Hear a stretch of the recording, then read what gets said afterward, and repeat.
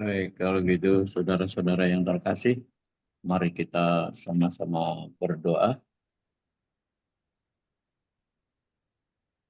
Bismillahirrahmanirrahim. Artinya dengan nama Bapa, Putra, dan Roh Kudus Allah yang Esa, kami senantiasa mengucap syukur terima kasih ya Bapa atas segala perkenananmu, perlawatanmu, bahkan pemeliharaan sehingga pada pagi hari ini Engkau berkenan untuk membangunkan kami dengan kesehatan jasmani, rohani kami Tuhan.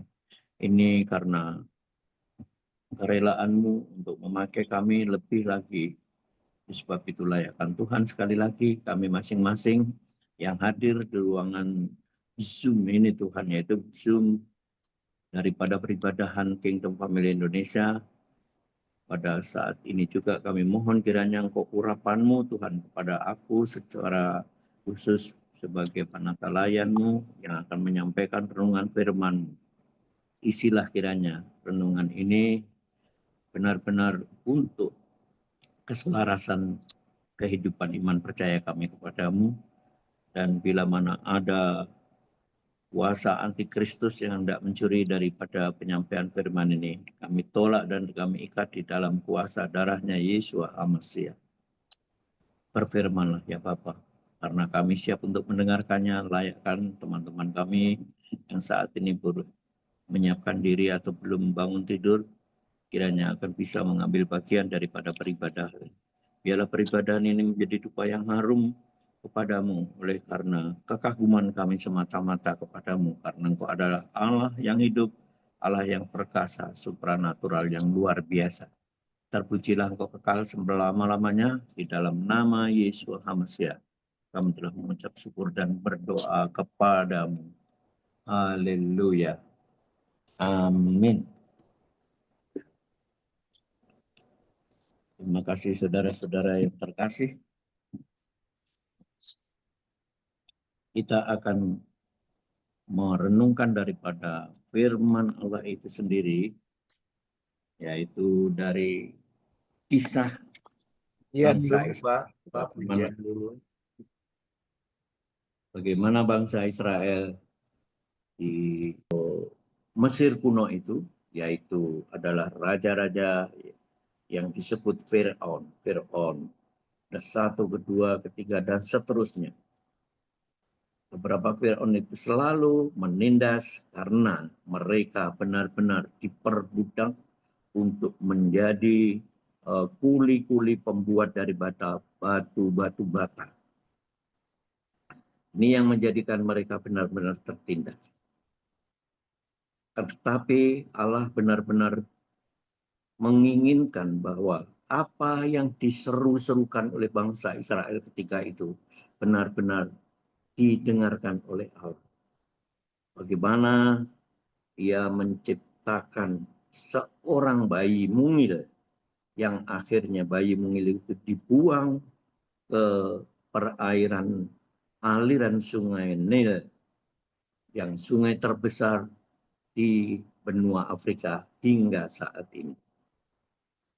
Dan bayi itu adalah keturunan daripada suku Ibrani, salah satu 12 suku Israel yang berada di kawasan Mesir kuno. Mengapa itu harus diselamatkan? Itulah cara dan keinginan Allah, Sang Pencipta Agung itu. Bagaimana bayi itu yang adalah seharusnya akan dibunuh, apalagi dia adalah bayi laki-laki, tapi dengan kepandaian dan ingin adanya penyelamatan bayi ini, akhirnya dia dibuang. Yang istilah dalam bahasa Jawa kuno dikatakan bayi itu akhirnya dilarungkan, dimasukkan di dalam suatu tas, tas untuk bayi, kerudung bayi yang dibuat dari pandan, dan itu dia dilarungkan atau dialirkan lewat aliran sungai Nil itu. Dan akhirnya kita sama-sama tahu bagaimana bayi itu yang akhirnya dipungut oleh sida-sida daripada Mesir kuno itu. diserahkan kepada putri kerajaan, dan akhirnya dirawat. Itulah dia disebut Musa. Artinya dia diambil atau diraih dari aliran sungai, dipungut dari aliran sungai, yang seharusnya menurut kisahnya bahwa bayi yang akhirnya disebut Musa itu adalah harus mati. Tetapi caranya luar biasa. Kita sama-sama tahu akhirnya Musa menjadi bayi mungil yang diasuh, dianggap sebagai anak asuh putri Raja Mesir. Yang kita sama tahu lagi bahwa akhirnya dia menjadi pahlawan untuk memerdekakan dari bangsa Israel itu sendiri. Dan kisahnya tentu kita sama-sama tahu, dia menjadi anak asuh raja yang ada di Israel kuno saat itu. Dia menjadi anak raja yang mesti harus mengerti tentang administrasi kerajaan, tata cara, sopan santun daripada budaya kerajaan Mesir kuno itu. Bukan hanya itu, tapi dia juga diajari bagaimana menjadi seorang pangeran raja. Meskipun itu adalah anak angkat, tapi dia harus cakap menjadi tentara kerajaan Mesir kuno. Atau dia mesti harus mempunyai teori-teori berperang yang luar biasa. Tetapi selain daripada itu, Allah menginginkan bahwa Musa ini yang akan memerdekakan bangsa Israel, baik secara jasmania maupun secara rohani. Kita sama tahu lagi bahwa akhirnya dia membebaskan bangsanya sendiri, yaitu suku Ibrani khususnya yang ada di Mesir, dan dibela mati-matian meskipun pernah bertentangan dengan Raja Mesir pada akhirnya. Menjelang daripada penyeberangannya ke Laut Tiberias atau yang sekarang disebut Laut Merah. Dan keberhasilan daripada penyeberangannya itulah yang menjadi ukuran iman percaya bagi umat Kristiani sampai saat ini. Bagaimana dia harus dipersiapkan sampai dewasa menjadi anak raja meskipun anak pungut.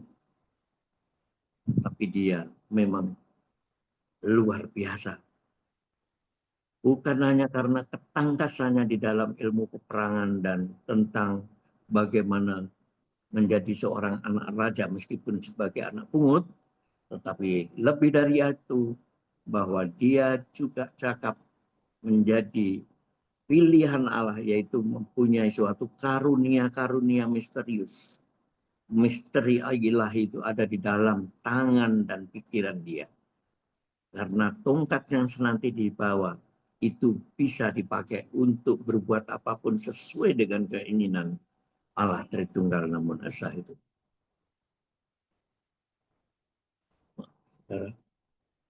Aku minum. Itu yang menjadi ukuran daripada iman percaya sampai hingga kini. Akan tetapi nyatanya bangsa Israel itu karena bangsa pendebat, bangsa yang keras kepala, yang sekalipun diberi ukuran atau julukan bangsa besar, bangsa pilihan, tetapi tegar tengkuk. Itulah makanya perjuangan daripada Musa ini selalu menjadi pertentangan terus sehingga hukuman sampai kurang lebih 40 tahun. Bangsa yang dipilih, bangsa yang dimerdekakan, bangsa yang diselamatkan itu menjadi musuh Allah secara rohani. Mengapa saudara-saudara? Kita sama-sama tahu bahwa akhirnya mengapa 40 tahun harus bergelut terus, berputar-putar, sehingga generasi yang diselamatkan oleh Nabi Musa ini adalah generasi yang harus tewas atau meninggal satu-satu sampai diteruskan oleh generasi penerus dengan harapan bahwa generasi penerusnya itu adalah merupakan cikal bakal eh, rancangan daripada Allah itu untuk bangsa pilihan Israel. Tetapi itu semuanya tidak bisa terjadi sampai hari ini, bahwa bangsa Israel adalah bangsa yang tegar tengkuk secara keagamaan. Dia adalah bangsa terpilih yang sekaligus penyelenggara daripada agama penyembah daripada Yahweh atau Jehovah Elohim, juga yang disebut juga dalam bahasa Aramaik Allah. Itulah yang kita kenal sekarang di dalam nama Yeshua HaMashiach. Pertanyaannya, mengapa Allah sampai tega untuk menjadikan bangsa pilihan itu menjadi bangsa yang terkutuk? Karena nenek moyang bangsa Israel yang sekarang ini menjadi pembicaraan daripada perpolitikan dunia ini adalah telah melukai hati Allah Tritunggal Namun Esa itu. Bagaimana dia ketika itu berada di menjelang tanah perjanjian Kanaan itu, berada di gurun itu, masih sempat-sempatnya melukai hati Allah dan pikiran Allah itu dalam bentuk penyembahan daripada lembu emas tuangan. Lembu emas tuangan inilah yang dia rasakan lebih klop, lebih afdol daripada penyembahan-penyembahan yang menyembah Allah yang memang tidak kasat mata. Penyembahan yang sepertinya cuma-cuma karena dia tidak bisa meraih, tidak bisa melihat, tidak bisa meraba. Akhirnya terjerembab di dalam persekutuan dengan maunya sang antikristus yang kita sebut iblis laknat itu. Karena dari sejak mula memang sejarah Adam dan Hawa, iblis tidak suka kalau Adam dan Hawa menjadi peta dan gambaran daripada dirinya Allah itu sendiri.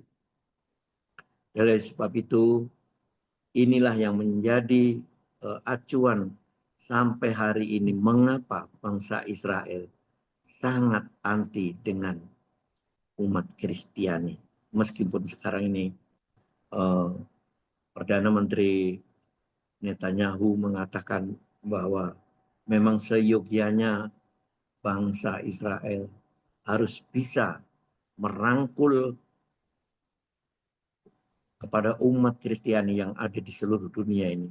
Karena dia secara pribadi sudah merasakan bagaimana campur tangan Allah Tritunggal Namun Esa di dalam nama Sang Yeshua HaMashiach atau Yesus Kristus. Juga disebut dalam bahasa Arab Sayyidina Isa Al-Masih itu memang ada benang merahnya dengan agama Yudaism atau agamanya bangsa Israel sampai saat ini. Sangat disayangkan saudara-saudara bahwa apa yang telah dilakukan oleh Allah, penyelamatan, bagaimana seru-seru doa mereka beratus-ratus tahun. Aku ulangi, 420 tahun kurang lebih. Itu sudah diterjemahkan, sudah dilaksanakan, sudah dinyatakan atau diwujud nyatakan oleh Allah bagaimana dia harus diseberangkan ke antara benua Afrika dengan benua Asia. Ya, lewat Laut Merah kita sama-sama tahu sejarahnya, tetapi itu tidak diucapkan syukur, bahkan menentang habis-habisan sampai saat ini, karena mereka tetap menyangkal bahwa Yeshua HaMashiach itu bukan pribadi Sang Mesias yang mereka inginkan dan dambakan itu, karena dia lahir dari seorang yang namanya Yusuf dan perawan Maria. Tidak mungkin kalau Mesias yang adalah pribadi yang diurapi oleh Yahweh itu lahir seperti itu hinanya di kandang domba dan bukan dilahirkan oleh putri raja, putri penguasa. Itulah sebabnya sampai saat ini kita semua yang menerima berkat karunia yang dicampakkan oleh bangsa Israel itu Sehingga kita adalah suku bangsa yang bukan terpilih dari awalnya, menjadi bangsa yang terpilih kemudian atas penolakan anugerah ilahi tentang kemerdekaan spiritual yang sesungguhnya di dalam nama Yesus Masih. Berbahagialah kita sekarang meskipun kita secara manusiawi sebenarnya membenci bangsa Israel ini karena telah merusak citra Allah itu sendiri, yaitu pribadinya Yesus Mesias yang digantung di kayu salib, dan dia bukan hanya sebatas digantung kayu salib. Kita sama-sama tahu dari jam 6 pagi ditangkap, jam 9 sampai jam 12 dianiaya begitu rupa, bukan hanya dilecut oleh cambuk yang umumnya ada untuk hewan, tetapi lebih dari itu cambuknya harus diberikan bandulan besi-besi yang berduri. Bukan duri dari pohon-pohonnya, tetapi duri itu juga dari besi-besi yang sudah menyatu dari bola-bola ujung cambuk itu. Begitu rupa sampai sang pribadinya Yesua Mesias ini pingsan. Tidak bisa bangun lagi. Saking letih dan nyerinya, rusaknya tubuh itu, darahnya mengucur terus. Pingsan yang berkelanjutan, yang akhirnya digantikan oleh Simon orang Kirene itu. Dan inilah menjadi pucuk daripada peringatan dari gereja-gereja sedunia menjelang daripada hari Paskah yang sesungguhnya hari Minggu, hari Jumat menjadi Jumat Agung, penyiksaan daripada Yesus Hamzah. Dari jam 6 sampai jam 9 yang berakhir penyaliban jam 12. Sekali lagi berbahagialah kita, saudara-saudara yang terkasih, bahwa kejadian itu secara keniscayaan menjadi suatu titik awal daripada bangsa-bangsa seperti kita sekarang ini, apapun suku kita, apapun bangsa kita di dunia ini, menerima dengan sungguh-sungguh bagaimana derita sang Mesias itu yang diurapi oleh Allah itu. Yaitu yang dikatakan bahwa kita sekarang menjadi bangsa imamat yang rajani, yang telah menerima anugerah keselamatan itu secara cuma-cuma karena sudah ditebus oleh darah yang sangat mahal, yaitu darahnya manusia yang berasal dari firman Allah.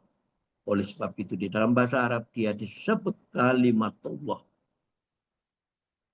Kalimat Allah ada artinya firman atau suara dari Allah itu sendiri yang diutus nuzul menjadi manusia sempurna, menggantikan kedudukan Adam yang sudah dirusak oleh iblis laknat.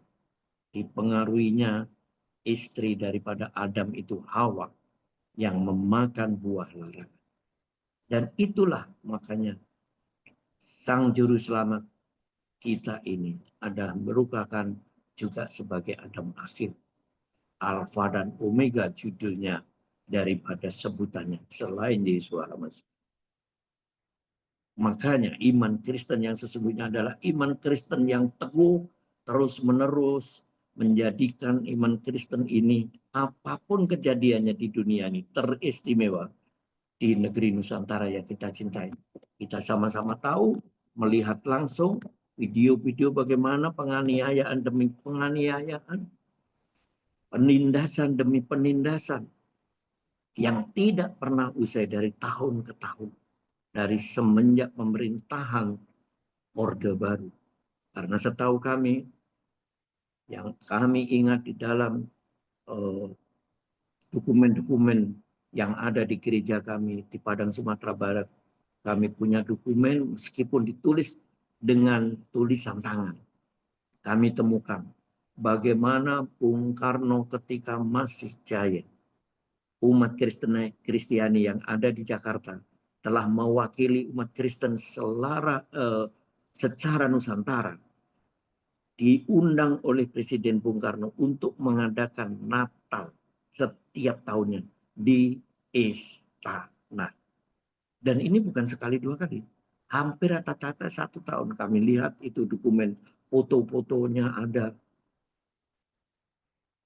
Nah, ketika itulah awal pertobatan aku bisa melihat langsung sejarah bagaimana Bung Karno secara pribadi memberikan hormat bukan hanya eh, agama Islam yang kebanyakan bangsa kita atau mayoritas ini yang diberikan kesempatan untuk selalu membuat nuzul Al-Quran yang ada di istana, tetapi umat Kristiani juga diberikan ruang, yaitu Natal bersama yang ada di istana.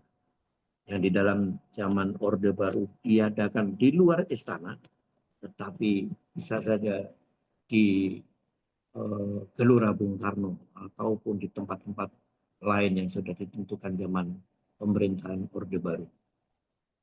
Dan ini merupakan suatu keniscayaan yang kesekian kalinya pada bangsa kita. Namun akhir daripada itu sirna semua.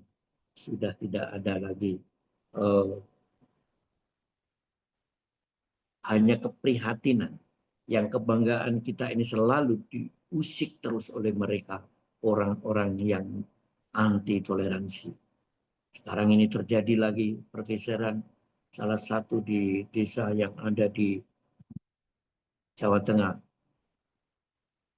Padahal Jawa Tengah sebenarnya paling aman dulunya. Tetapi akhirnya sekarang ini sudah ketularan daripada suku-suku yang ada di Jabodetabek maupun yang ada di Jawa Barat.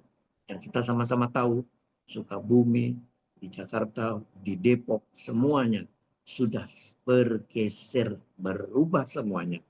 Karena kemerdekaan daripada bangsa pilihan imamat yang rajani itu sudah terus digusur, diusik terus sehingga menjadi hal yang memang menjadi generasi penerus yang ketakutan terus-menerus. Dan inilah kenyataan bahwa kemerdekaan yang sesungguhnya, yaitu kemerdekaan secara spiritual itu, sudah tercabik-cabik. Dan ini makanya kita perlu adanya ungkapan-ungkapan atau hal-hal yang perlu diperjuangkan, khususnya di kelompok Kingdom Family Indonesia ini, supaya ada gerakan kepedulian bagaimana memperjuangkan keberadaan kita ini yang seakan-akan menjadi anak bangsa yang asing, anak bangsa yang sebagai penghuni kos-kosan yang ada di negara kita. Seakan-akan umat Kristiani, para tokoh-tokoh terdahulu menjelang kemerdekaan, tidak ada satupun dikenang oleh mereka yang anti toleransi. Seakan-akan tidak ada satupun pribadi yang pernah membela kemerdekaan dari umat Kristiani tokoh-tokohnya. Mereka lupa bahwa Bung Karno selalu mengingatkan ketika itu dengan bukunya Jas Merah. Jangan sekali-sekali meninggalkan atau melupakan sejarah. Disingkat menjadi Jas Merah. Ini adalah merupakan suatu pengulangan bahwa memang kami orang-orang yang lahir di sekitar 48-50 itu sangat mengerti betul. Dan itu dijual bebas di toko-toko buku. Tapi setelah Bung Karno dijatuhkan oleh penguasa Orde Baru, maka buku itu sirna hilang di peredaran. Sampai hari ini susah untuk dicarinya. Nah, itu merupakan suatu kekejian daripada sejarah bagaimana seakan-akan dihilangkan jasanya Bapak Jenderal TB Simatupang dari Sumatera Utara, Bapak Yohanes Leimena dari Nusa Tenggara Timur, Dr. Ratulangi dari kawasan Minahasa atau yang sekarang disebut kawasan Minahasa, Manado sekitarnya, atau juga istilah hariannya disebut kelompok Bani Kawanua, yaitu Sulawesi Utara. Dan dari Jawa seperti Bapak Kasimo juga dari tokoh gereja. Dan masih banyak lagi saudara. Yang itu hanya menjadi catatan sejarah yang tidak pernah dikenang oleh mereka yang anti toleransi. Yang ingin mendirikan dan mengganti falsafah Pancasila, Undang-Undang Dasar 45 dan Bhinneka Tunggal Ika harus direbut untuk ditunggang langgangkan dan diganti dengan falsafah dari Timur Tengah yang sebenarnya Timur Tengah sendiri sudah tidak memakai falsafah tersebut karena Arab Saudi yang dulunya mengelulukan akan tetapi akhirnya sekarang mereka menangkapi para ustadz-ustadz penceramah dan pendakwah mereka yang dari aliran tersebut. Sangat membahayakan bagi mereka. Dan akhirnya Saudi Arabia menyadari kekeliruan daripada raja-raja sebelumnya yang mengadopsi daripada khilafah-khilafah itu. Nah, sekarang akan dipaksakan di Indonesia.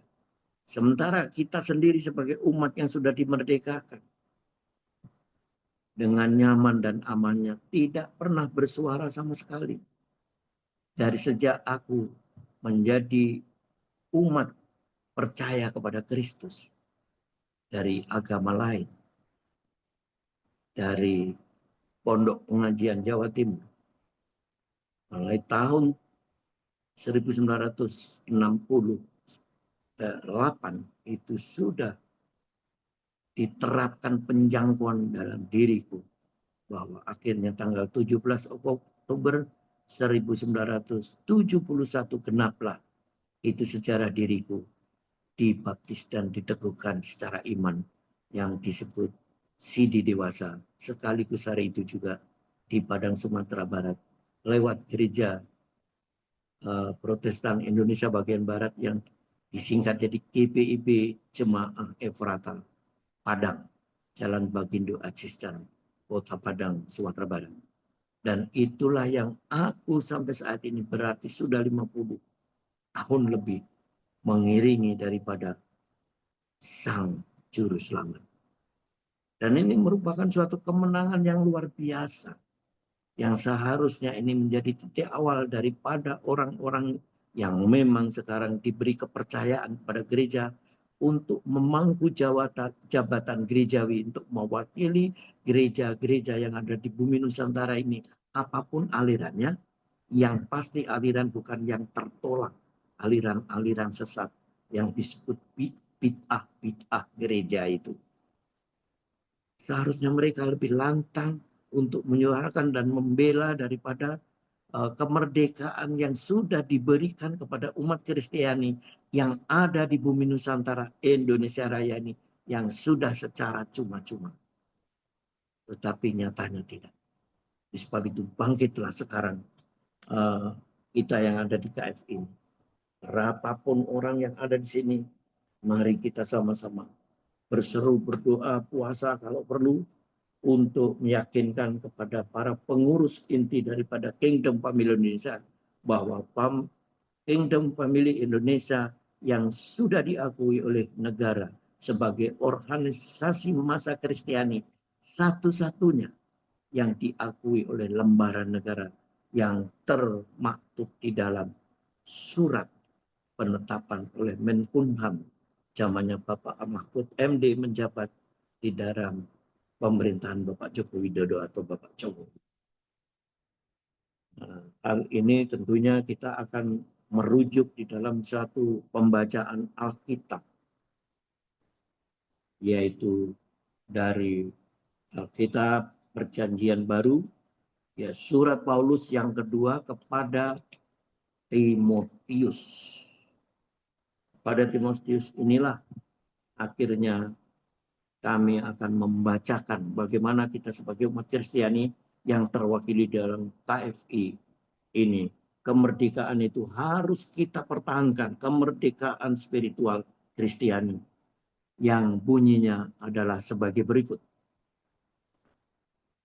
Surat Paulus yang kedua kepada Timotius, nasihat dalam hadapi pengajar-pengajar yang sesat. Ayat 14 sampai 20 bunyinya. Ingatkan dari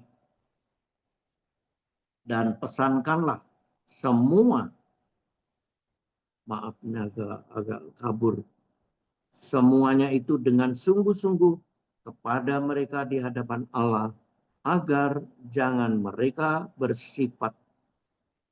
bersilat kata, karena hal itu sama sekali tidak berguna, malah mengacaukan orang yang mendengarkannya. Ayat selanjutnya, ayat 15. Usahakanlah supaya engkau layak di hadapan Allah sebagai seorang pekerja yang tidak usah malu, yang secara tepat menjelaskan perkataan kebenaran itu. Namun, hindarilah omongan atau ucapan yang kosong dan tidak suci, yang hanya menambah kefasikan. Perkataan mereka menjalar seperti penyakit kanker di antara mereka, termasuk Himeneus dan Filetus, yang telah menyimpang dari kebenaran dengan mengajarkan bahwa kebangkitan kita telah berlangsung dan dengan demikian merusak iman sebagian orang. Ayat 19 dan 20. Namun dasar yang diletakkan Allah itu teguh, dan materainya ialah Tuhan mengenal siapa miliknya, dan setiap orang yang menyebut nama Tuhan Allah itu hendaklah meninggalkan kejahatannya. Terakhir, dalam rumah yang besar bukan hanya terdapat perabot dari emas dan perak, melainkan juga dari kayu dan tanah. Yang pertama dipakai untuk maksud yang mulia, dan yang terakhir yaitu dari kayu untuk maksud yang kurang mulia. Demikian firman Allah sebagai rujukan bagaimana Allah yang sudah membebaskan bangsa Israel yang awalnya digadang-gadang atau dipikirkan oleh pikiran Allah untuk menjadi bangsa yang akan menjangkau dan menggarami dan menerangi dunia ini kepada suku-suku apapun, yang akhirnya menolak, saudara. Dan kita sekarang diperhadapkan bagaimana kita harus mempunyai suatu cita-cita, suatu pendelegasian bahwa memulihkan apa yang sudah ditolak oleh bangsa Israel, yang sudah diberikan anugerah cuma-cuma dengan darah yang mahal Yesus HaMasyiach itu. Kita harus berjuang seperti yang dikatakan oleh pembawa renungan-renungan ilahi yang sebelumnya, bahwa kita harus sekarang dilecut oleh suatu keadaan, kita akan berjuang. Kalau perjuangan yang sudah diberikan, yang seharusnya dilakukan oleh pejabat-pejabat gerejawi yang ada di pemerintahan, khususnya di Departemen Agama Republik Indonesia ini, yang diam 1000 bahasa, biarlah KFI yang tidak terkenal seperti mereka ini, kita bangkit menjadi mengusahakan kemerdekaan ilahi ini benar-benar dimeteraikan oleh pemerintahan yang berkelanjutan. Siapapun presiden, siapapun anggota parlemen, siapapun pemerintahan-pemerintahan yang utama di dalam mengelola negara ini, biarlah mereka tentang diurapi oleh Allah itu sendiri, ditaruhkan rasa gentar dan takut akan Allah, khususnya Allah umat Kristiani, bukan agama-agama di luar kita. Dan hendaklah umat Kristiani menyongsong bersatu padu, mengikuti dari perjuangan pribadi lepas pribadi, cita-cita yang luhur mengembalikan daripada kebekuan iman percaya yang sudah menerima kemerdekaan yang cuma-cuma itu lewat Kingdom Family Indonesia ini. Karena tadi sudah dikatakan bahwa kita diibaratkan sekarang sedang melihat orang-orang yang menyerongkan daripada ajaran ketetapan Alkitab tentang bagaimana Allah Tritunggal itu adalah Allah yang supranatural, yang sekaligus Allah yang ajaib luar biasa itu menghendaki tidak adanya penyerongan daripada ajaran Kristiani. Apapun gerejanya, apapun aliran, harus tetap teguh berpegang kepada kemerdekaan yang sesungguhnya, yaitu merdeka secara iman. Kalau sekarang kemerdekaan kita dicabik-cabik oleh karena orang-orang yang dipakai oleh antikristus itu bergerak semena-mena. Bahkan yang mengerikan dan memprihatinkan ketika penggerbekan daripada upacara-upacara keagamaan Kristiani itu, apapun namanya, baik itu Natal, baik itu eh, apa namanya, eh, Pasca. ya benar, ya itu sendiri daripada Jumat Agung dan seterusnya Paskah, ya itu selalu diobrak-abrik.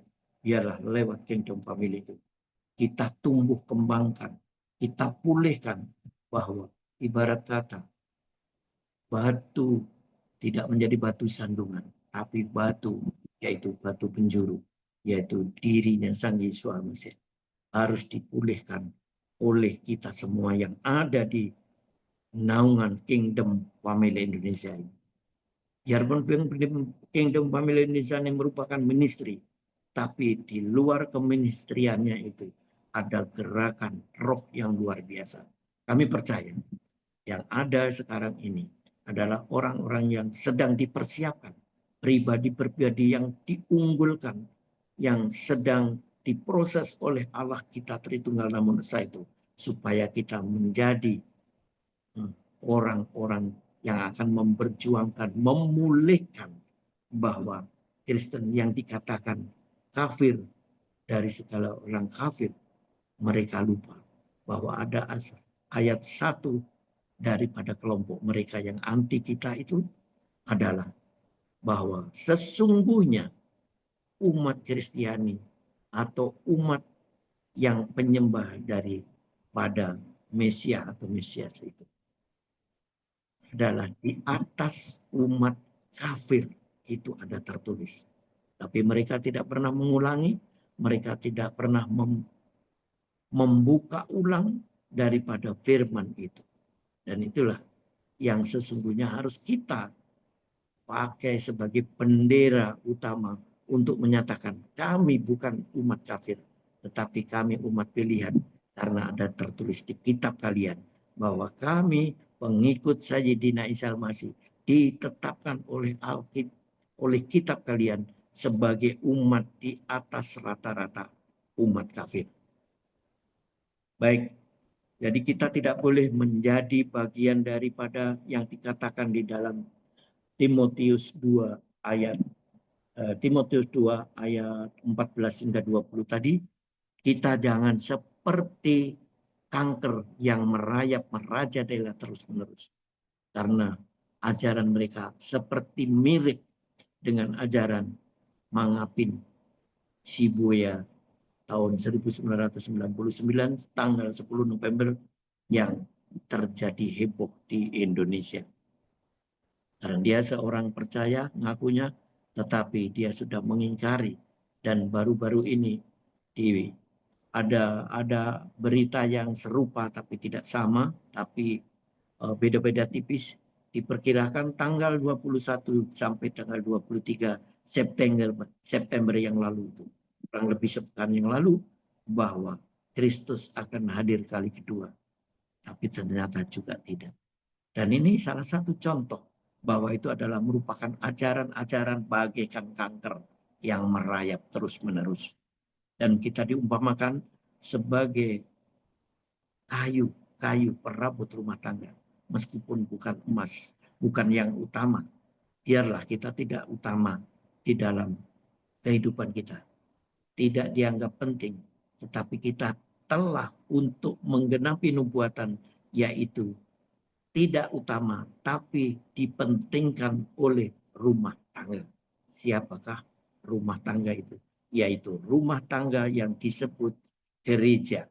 Gereja adalah orang-orang dari tubuh-tubuh Kristus yang sudah menyatu menjadi lembaga gereja, apapun gereja namanya. Itulah sebabnya kita harus tetap teguh bahwa kemerdekaan yang sesungguhnya telah diraih oleh bangsa Israel yang dibuang begitu saja di gurun pasir yang ada di Timur Tengah, khususnya di sekitar tanah Kanaan itu. Kita raih kembali untuk kita buat menjadi pribadi lepas pribadi kita di organisasi masa Kristiani Kingdom Family Indonesia. Kiranya Tuhan Allah kita yang agung di dalam nama Yesus Mesias Sang Firman hidup itu akan memberkati, juga akan mengurapi daripada apa yang dikatakan di dalam renungan pada pagi hari. Demikian, terima kasih. Tuhan memberkati. Haleluya. Amin. Mari kita berdoa. Bismillah bibalibni warakil kudus ya alillahu wahid. Artinya dengan nama Bapa, Putra, dan Roh Kudus Allah yang Esa. Maha surgawi Rahmani dan Rahim. Yahweh, Elohim, atau juga kami sebut Allah. Terima kasih atas perkenanan Tuhan, Kau telah memakai aku untuk menyampaikan daripada isi hatimu. Bahwa kami harus tegak lurus Tuhan untuk mengembalikan kemerdekaan yang sudah dicuekin oleh umat-umat yang sudah tidak lagi kesungguhannya terjadi timbul di dalam kehidupan mereka. Ampuni mereka kalau sudah mengabaikan seperti bangsa Israel yang sudah membuang digantikan dengan lembu tuangan emas. Biarlah Tuhan, Kau sendiri yang akan memulihkan kembali mereka dan bersatu padu seperti yang kami angan-angan dan rindukan bahwa kami adalah sebagai perabot-perabot rumah tangga meskipun kami bukan terbuat dari emas dan perak, hanya sebagai pelengkap daripada apa. Tapi biarlah pelengkap itu adalah pelengkap yang utama meskipun tidak dengan bahan yang mulia atau utama. Pakai kami Tuhan, pakai pengurus KF ini untuk menggencarkan dari memulihkan asas kekristenan yang harus dihormati oleh ormas-ormas agama lain, khususnya mereka yang rindu sekali untuk menjadikan bangsa ini menjadi bangsa khilafah.